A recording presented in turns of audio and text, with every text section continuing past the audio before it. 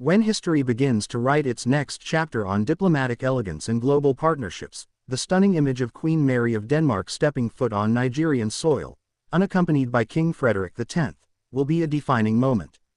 It wasn't just a royal visit, it was a powerful statement, a gesture wrapped in symbolism and diplomacy, radiating intent, unity, and forward-thinking ambition.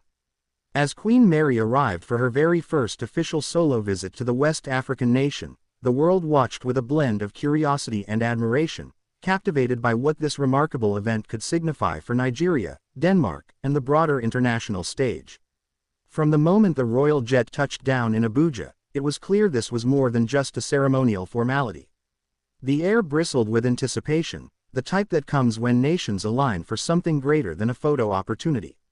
President Bola Tinubu, ever the astute leader with a strategic mind for both continental and global alliances, welcomed the Danish queen with warmth, poise, and a diplomatic vision shaped by years of navigating complex political terrain. Their meeting was not only a royal courtesy but a gateway to deeper, more meaningful ties, particularly in the sector that often determines the future of any nation: education. Queen Mary, who has long been known for her advocacy on social development and child welfare, approached her visit to Nigeria with clear intentions. Her royal presence was a message in itself, poised yet purposeful, soft yet solid. In choosing to travel without her husband, King Frederik X, she embraced a mission of empowerment, standing not only as a queen consort but as a leader in her own right. It was a break from traditional royal protocol, especially in monarchies as meticulously orchestrated as Denmark's. But here, that departure underscored the importance of the initiative at hand. Their discussions, which centered largely on educational collaboration, underscored mutual recognition of the need to invest in the next generation. Nigeria, with its vast youth population and untapped intellectual capital, represents a landscape brimming with possibility. Denmark, with its world-renowned education system and technological edge, brings a unique offering to the table. The chemistry between these two leaders, one elected, one crowned, was not forced but fluid. They spoke the language of opportunity and development, each recognizing the other's strengths and finding common ground. President Tinubu, who has prioritized reform in education, infrastructure, and economic diversification since assuming office, seized the moment to emphasize Nigeria's openness to partnerships that go beyond aid into actual co-development. The tone of the conversation was transformative, shifting from diplomacy to actionable frameworks. It wasn't about handouts, it was about hands joined together, lifting communities and creating platforms for shared growth. Queen Mary listened intently as President Tinubu outlined his administration's goals for boosting school attendance, integrating technology into learning environments, and ensuring equitable access to education for girls and marginalized communities. Her responses were deeply rooted in empathy, enriched by her work through Danish charities and global initiatives. She acknowledged the challenges, but also highlighted the enormous promise Nigeria holds, especially if strategic alliances can be built on mutual respect and accountability. In her public remarks, Queen Mary praised Nigeria's dynamic youth and emphasized Denmark's commitment to fostering educational innovation. She spoke of programs that could link Nigerian universities with Danish institutions, of exchange opportunities that could elevate not just students, but also educators and policymakers. She pointed to Denmark's track record in sustainability and inclusive education, suggesting models that could be adapted for the Nigerian context, not imposed, but integrated in ways that honor cultural and systemic uniqueness. This visit was steeped in symbolism, from the dignitaries in attendance to the attire and cultural elements carefully woven into every interaction. Queen Mary wore a subtle but elegant dress reflecting both Danish minimalism and respect for Nigerian tradition, a powerful visual cue of unity in diversity. Her choice to visit schools, meet with local leaders, and engage directly with students showed a queen not afraid to step out of ivory towers and walk alongside everyday people. The reception for Queen Mary was robust and warm. Crowds gathered to catch a glimpse of the elegant queen whose grace was matched by her intelligence and drive. In the capital and beyond, discussions buzzed on radio and social media about what this royal encounter could mean for everyday Nigerians. Would more educational funding flow in? Would new international scholarships be established? Could Nigeria leverage this moment to attract further investment from Europe? Among the standout moments was her visit to a secondary school where she interacted with students, sharing stories, asking questions, and encouraging them to dream boldly. The sincerity in her words struck a chord.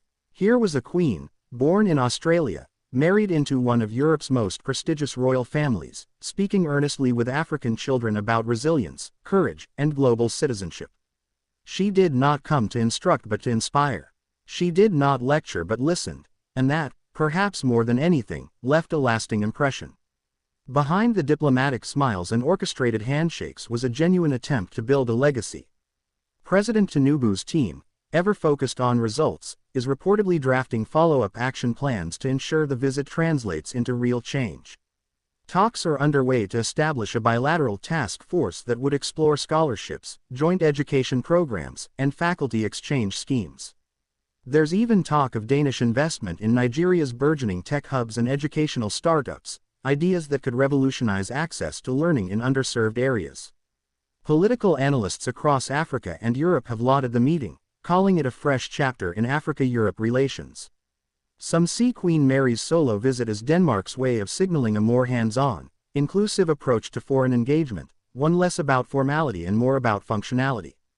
Others suggest it sets a precedent for other royal families to redefine their diplomatic roles in a world where soft power increasingly matters. For President Tinubu, the visit is a strategic win.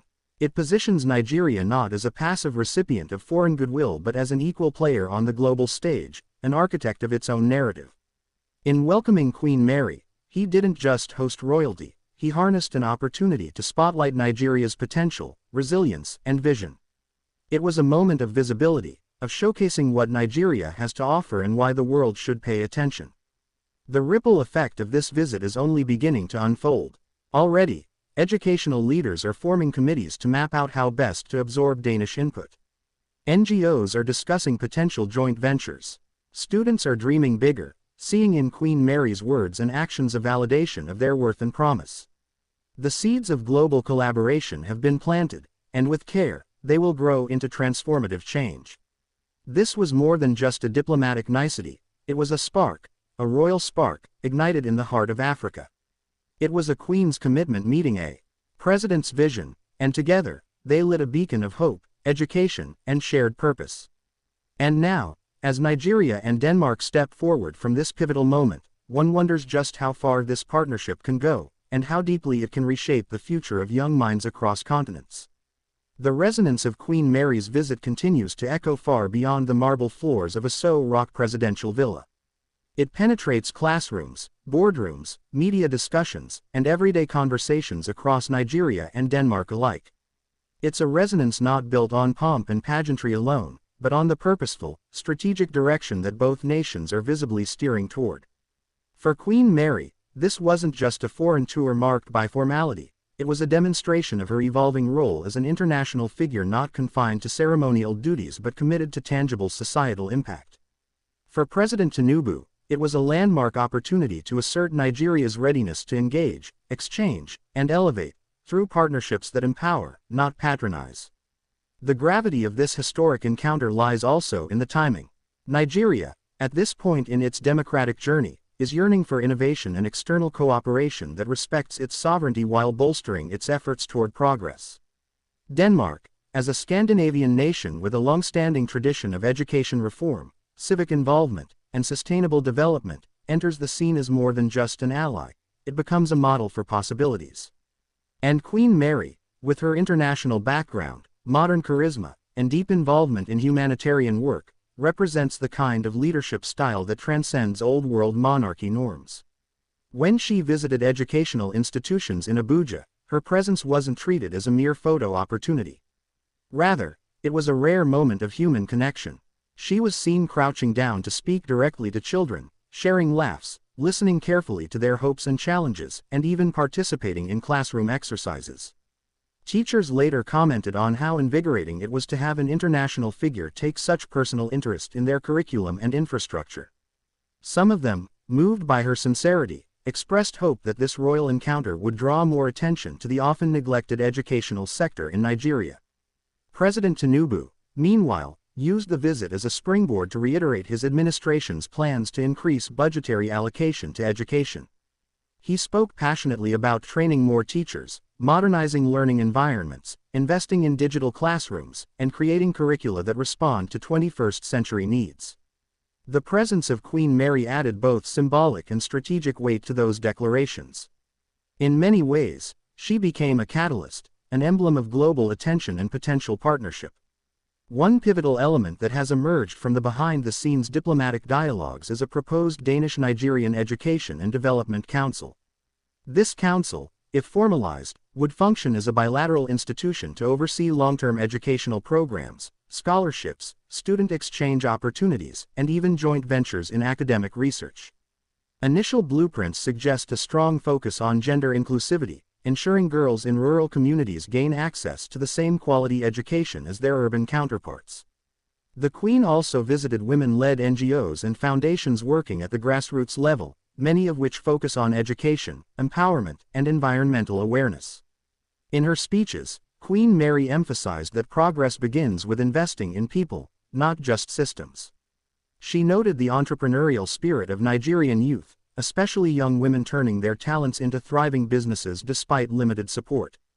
Her foundation, known for supporting vulnerable women and children globally, is reportedly reviewing opportunities to extend support to select Nigerian organizations after this visit. Observers were also struck by the intentional absence of King Frederik X. While some speculated about potential domestic obligations in Denmark, the larger interpretation leaned toward Queen Mary's increasing prominence as a diplomatic envoy in her own right. Her solo status made headlines not just because it broke tradition, but because it illustrated a new model of royal engagement, one that's bold, hands-on, and unafraid to lead from the front. She wasn't a consort accompanying her husband on a global tour, she was a representative of Denmark in full capacity, shaping conversations and influencing policy outlooks. The Queen's wardrobe, often a subtle but powerful tool of communication, was another subject of much admiration. Her dresses, simple, elegant, yet culturally respectful, were styled with Nigerian textiles, including Aso oak and Ankara-inspired prints. Fashion critics and cultural commentators alike hailed this as a diplomatic masterstroke. It was not just respectful, it was appreciative, immersive, and a nod to the importance of cultural diplomacy. Queen Mary's outfits were more than beautiful garments, they were symbolic bridges, stitched in threads of mutual respect. While in Lagos, Queen Mary also engaged with creatives in Nigeria's thriving tech and media spaces. She toured a local innovation hub where she interacted with developers, content creators, and digital entrepreneurs. Denmark's reputation for tech-driven public solutions met Nigeria's surging digital boom in a fusion of creativity and commerce. Conversations sparked ideas about cross-border incubator programs, potential co-investments, and Nordic African technology forums that could shape the future of digital learning, health tech, and civic innovation. Media outlets around the world picked up on the significance of the visit. European channels viewed it as a sign of Denmark's increasing interest in Africa beyond trade routes and climate conferences. African newsrooms saw it as a validation of Nigeria's growing influence and diplomatic pull. The global press, from BBC to CNN, praised the soft diplomacy demonstrated by Queen Mary, focusing not on extravagance but on engagement. The Queen trended on social media across several continents, with hashtags like #QueenMary in Nigeria and #RoyalEducationDialogue filling timelines with clips of her heartfelt speeches and community interactions. On the Nigerian side, cultural leaders, educators, and youth groups expressed their pride in the way the visit unfolded.